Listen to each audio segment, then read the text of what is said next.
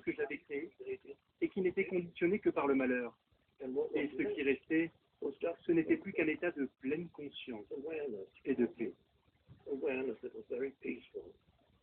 De cette expérience, il tirera une conviction. Si le passé et le futur, et plus particulièrement le futur, prennent le dessus sur le moment présent, ce qui est quasiment toujours le cas, alors vous créez, sans le savoir, inconsciemment, une énorme quantité de souffrance inutile. Beaucoup de personnalités déclarent aujourd'hui combien ce livre a changé leur vie.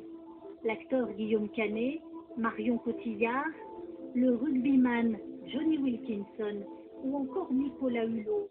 Beaucoup le qualifient de guide spirituel.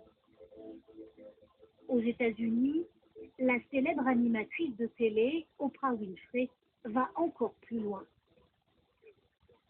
Personnellement, je pense que vous êtes un prophète, M. Tollet. Aujourd'hui, ils sont de plus en plus nombreux à revendiquer haut et fort leur pratique de la pleine conscience. Christine Ozière est médecin addictologue, fidèle lectrice d'Eckhart-Tolle et pratiquante assumée de ces méthodes. Avant, c'était travailler 12 heures par jour. Christine était un automate, une happée par l'extérieur. J'ai un curseur de stress intérieur qui je suis beaucoup plus calme. Et ça, c'est agréable. C'est jouissif. Après les écoles et les hôpitaux, la pleine conscience rentre depuis peu à l'université. Un diplôme vient d'être créé, peut-être une manière d'en finir avec l'image un peu ésotérique de cette pratique.